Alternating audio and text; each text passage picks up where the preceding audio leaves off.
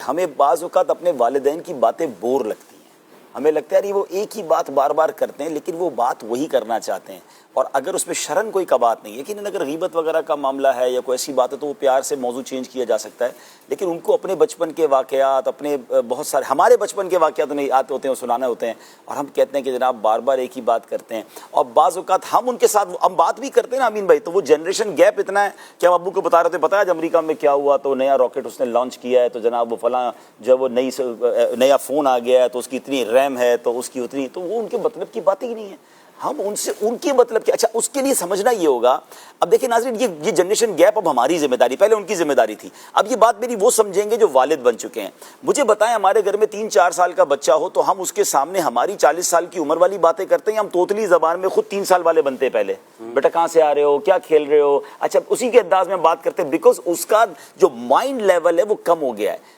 بالکل اسی طرح جب وہ بزرگ ہو گئے ہیں تو یہ لائف سرکل اگر آپ سمجھ جائیں کہ بندہ 4-5 سال کا جب ہوتا ہے اسی طرح وہ 65 سال کا واپس جا کر ہو جاتا ہے۔ یہ انسٹالر سے سفر شروع ہوا ہے جو ویل چیئر پہ جا کے رکتا ہے، بچپن میں بھی کسی کا ہاتھ پکڑنے کی ضرورت تھی، بڑھاپے میں بھی دوبارہ یہ ہاتھ پکڑنے کی ضرورت ہے۔ جو مائنڈ سننے کی سعادت اور سمجھنے کی صلاحیت 4-5 سال کے بچے کی ہوتی ہے، ایگزیکٹلی 65-70 سال کی عمر میں جا کر وہ ہو جاتی ہے۔ اگر آپ 4-5 سال کے بچے کے ساتھ بور نہیں ہو رہے، اس کی ضد آپ کو بری نہیں لگ رہی، اس کا چیخنا برا نہیں لگ رہا، اس کا چڑچڑاپن برا نہیں لگ رہا، بلکہ آپ انجوائے کر رہے ہیں،